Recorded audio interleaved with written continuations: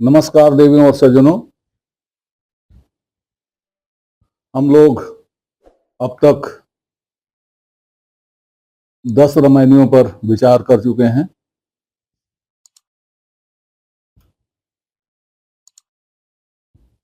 इस विचार को अब समाप्त करना जरूरी हो रहा है,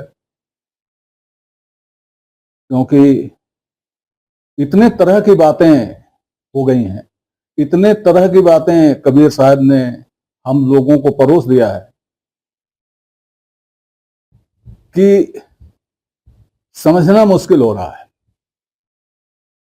कि क्या क्या है हमारे लिए। थोड़ा समाप्त कर देते हैं।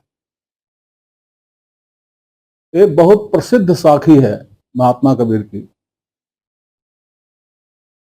पहले तो ये बता दें कि महात्मा कबीर ने एक बात अगर कहीं कही है तो उनकी सारी वाणी में उसका निर्वाह हो रहा है। ऐसा नहीं है कि 1 महीने पहले उन्होंने कुछ कहा हो, 3 महीने पहले जो कहा उसमें कुछ परिवर्तन आ गया हो, ऐसा नहीं है। तो मैं जिस साखी की बात कर रहा हूं वो साखी यह है, तामस केरे 3 गुण। तामस केरे 3 गुण, भंवर ले जह बास। एक डारी 3 फल, भाटा ऊख कपास।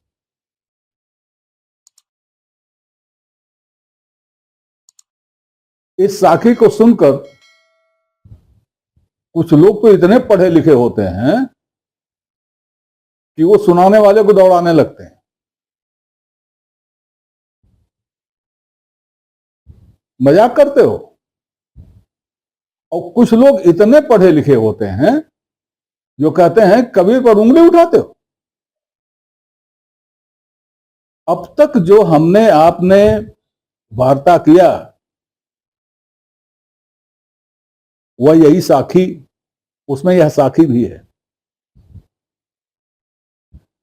3 गुण 3 गुण 3 गुण 3 गुण आज आ रहा है। सत रजस और तमस, सत रजस और तमस, 3 गुण 3 गुण।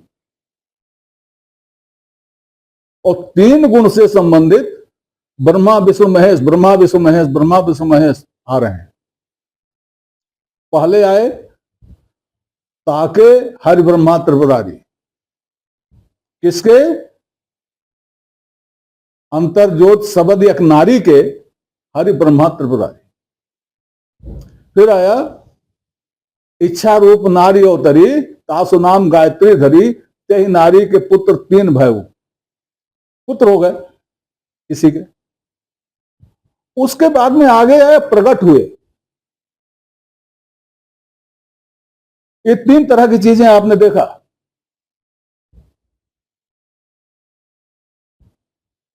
ये 10 ही रामायणी में कबीर 3 तरह की बात कर रहे हैं, ऐसा लग रहा है।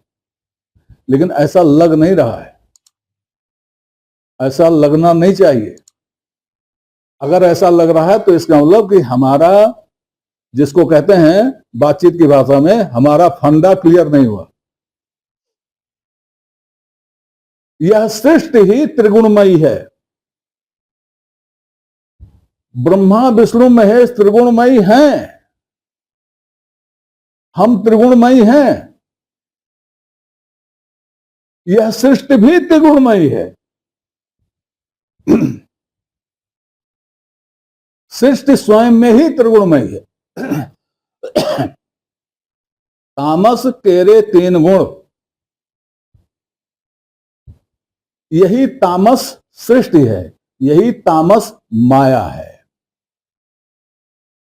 भंवर ले तहबास, भंवर ये जीव है।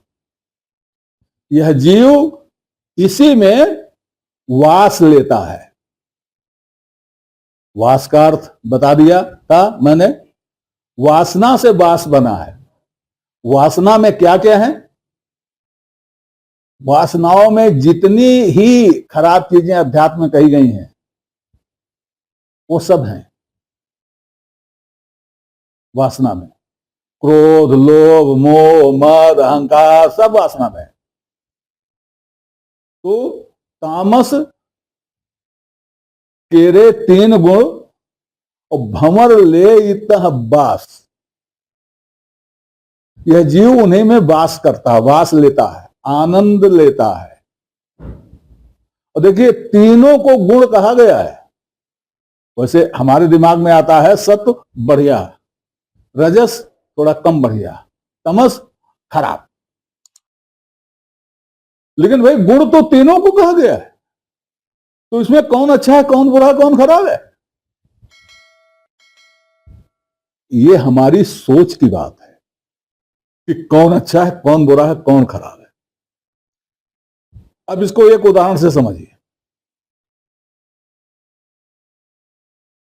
हमारा परिवार अब छोटा हो गया। लोग कहते हैं परिवार छोटा हो गया, अरे बड़े बड़े परिवार थे। परिवार तो आज भी बड़ा है, साथ रहने वाले कम हो गए। परिवार तो है, साथ रहने वाले कम हो गए। पहले सब साथ रहते थे, अब साथ कम रहते हैं। लेकिन आप जो आपका परिवार है, जो साथ रहता है या नहीं रहता है, सबको मिला के कल्पना कीजिए, तो क्या इसी परिवार में आपके ऐसे सदस्य नहीं मिलेंगे जिनको आप कहोगे भाई वो तो युधिष्ठिर है, अरे भाई वो फलनमा तो लक्ष्मण है, फलाने की बात न करो दुर्वासा है, और वो भीम है, वो भीम भाई है। बात होती कि नहीं होती? तो ये सभी गुण हमारे परिवार में, हमारे परिवार के सदस्यों में मौजूद हैं। उसी तरह से जैसे हम ब्रह्मा, विष्णु, महेश और मैं इनकी कल्पना करते हैं, तो ब्रह्मा, विष्णु, महेश कोई भौतिक चीज नहीं है। ये हमने अपनी त्रिगुण कल्पना से, त्रिगुणात्मक कल्पना से इन्हें गढ़ा है, और इनको गढ़ करके हम अपने को ही व्यक्त कर रहे हैं, और इनसे हम वही काम ले रहे हैं, वही काम करवा रहे हैं जो हम लेना और करना चाहते हैं। तो अब तक जो ये त्रिगुण 3 देवता तो मुख्य हो गए, ये कहीं नहीं है, ये हमारी सोच में है। इनके कर्ताधर्ता हम ही हैं। चीन चीन का गावो बौरे, बाड़ी परी न चीन, आदि अंत उत्पत्ति प्रलय आपो ही कह दिन। आप पहले देखा है। अब एक चीज होती है 33 करोड़ पर, या 33 पर, या 1 पर, या 1.5 पर। ये क्या है? क्योंकि ये सब कुछ एक है, इसलिए वो एक है, इसलिए देवता एक है। और सब कुछ बटा हुआ है, इसलिए देवता कई है। विष्णु तो एक ही है, हमने एक ही विष्णु की कल्पना की है, हमने एक ही ब्रह्मा की कल्पना की है, हमने एक ही शिव की कल्पना की है। तो ये समग्र सृष्टि समग्रता में एक है। और जब इसको आप टुकड़ों टुकड़ों में देखेंगे तो बहुत हो जाएगी। टुकड़ों टुकड़ों में देखेंगे बहुत हो जाएगी। कैसे? गणित में एक चीज होती है, पढ़ाया जाता है, इंटरमीडिएट में शायद पढ़ाया जाता है, परमुटेशन एंड कॉम्बिनेशन।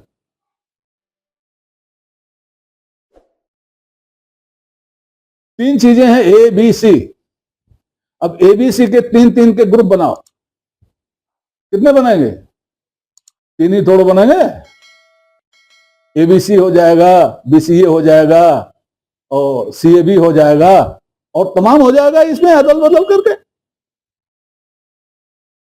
तो यही देवता जो 3 हैं, इनके गुणों का अनुपात कम बेसी हटा करके वो कई हो सकते हैं।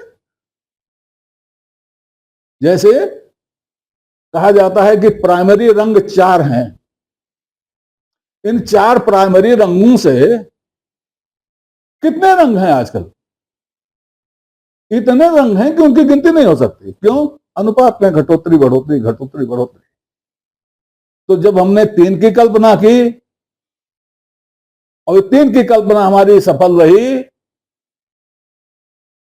तो 33 हो गए, 33 करोड़ हो गए, 19 हो गए, 17 हो गए, 18 हो गए, जितनी जितनी चाहो उतनी कर लो। अब इसमें महात्मा कबीर ने चर और अचर, चेतन और जड़ दोनों को शामिल कर लिया और दोनों की स्थिति आपको बता दी और यह बता दिया कि इन सब का नामकरण हम ही ने किया है और इन सबको देवत्व हम ही ने प्रदान किया है। देवत्व हमने देख करके प्रदान किया है। देवत्व का एक फार्मूला है, उस फार्मूले को लगा करके हमने प्रदान किया है। वह फार्मूला है, बड़ा प्रसिद्ध फार्मूला है, समरथ काम है दोष गोसाएं रब सुर सर पावक की नाय। जो समर्थ है वो देवता है और जो नियम में नियमित है वो देवता है। कोई भी हो जो नियम में नियमित है वो देवता है। जैसे अन्न, वैसे आख्यान में कहानी से हमने बताया कि अन्न की कितनी महत्ता है, कैसे वो देवता हो गया, हमने बताया है आपको, उसको छोड़िए। अन्न देवता इसलिए है कि वह सबको ताकत देता है। अन्न जितनी ताकत संत को देगा उतनी ही ताकत वो चोर को भी देगा। वो जैसे संत की क्षुधा शांत करेगा वैसे ही वो चोर के भी क्षुधा शांत करेगा। वो कतई नहीं देखेगा कि महात्मा है इनका जल्दी शांत कर दो, ये चोर है इसका ना शांत करो, कभी नहीं देखेगा, अन्न नहीं देखेगा। तो इस नाते यहां बड़ा क्लियर हो जाना चाहिए कि कबीर किसी देव की स्थापना नहीं कर रहे हैं, वो हमको देवों की हुई स्थापना के सिद्धांत को खोलकर हमारे सामने रख रहे हैं। और जो मैंने उपनिषदों से कहानियां सुनाई वो उस कबीर के उस कथन का, बल्कि हम यूं कहें कि कबीर के कथन का समर्थन उन शास्त्रों से भी होता है और कबीर हमारे शास्त्रों के चिंतन को आगे बढ़ाते हैं। वो हमारे शास्त्रों के चिंतन का विरोध नहीं कर रहे हैं, वो उनको आगे बढ़ाते हैं। हमारे शास्त्रों में, जिनको शास्त्र कहते हैं, उनमें कहीं भी वह नहीं है जो आज हम आप करते हैं। वैदिक साहित्य में कहीं भी मंदिर और मूर्तियां नहीं हैं और जो यज्ञ याग आदि हैं वो क्या है? लोभ के कारण या भय के कारण है। अब एक दूसरी चीज लेते हैं। पिछली रामायणी में हमने देखा कि किसने किसको बाधा, तो हमी ने अपने को बांधा और हमी ने आपको बांधा और हमी आपने उसको बांधा। सब एक दूसरे को बांधने वाले हमी हैं और हमी शोर भी मचा रहे हैं कि हम बंध गए और हमी बांध भी रहे हैं। मुक्त करने वाला कोई नहीं है, सब बंधने बांधने वाले हैं, मुक्त करने वाला कोई नहीं है। कबीर कहते हैं सब जग जरता देखिया अपनी अपनी आग, ऐसा कोई ना मिला जासो रहिए लाग। आप 10 बंधन लिए हैं, आप छुड़ाने गए, ये छुड़ा देगा, उसने 2 और लाद दिया। तो ये स्थिति है। अब थोड़ी बहुत समझ लीजिए, पिछली रामायणी में जो शब्द आए उनको समझ लीजिए। कौन कौन बांधे? बांधो ब्रह्मा विष्णु महेशु सुर नर मुनि और बांधु गणेशु। ये तो आपके देवता जिनको आपने बनाया उनको आप ही ने माया में बांध दिया। जब वो हैं ही नहीं तो बांधेंगे क्या? आप ही ने बनाया, आप ही ने बांधा, आप ही खोलोगे। बांधे पवन, ये देखिए, बांधे पवन, पावक और नीरू, चांद, सूर्य, ये बहुत मार्के के शब्द हैं। ये अनुवाद से नहीं समझे जा सकते। इसमें आपको व्यंजना लगाना पड़ेगा। जब व्यंजना लगाएंगे तब इसकी समझ आपको आएगी। इसका अंश यहां तक हो गया, आगे इसको और समझाएंगे। तब तक के लिए नमस्कार।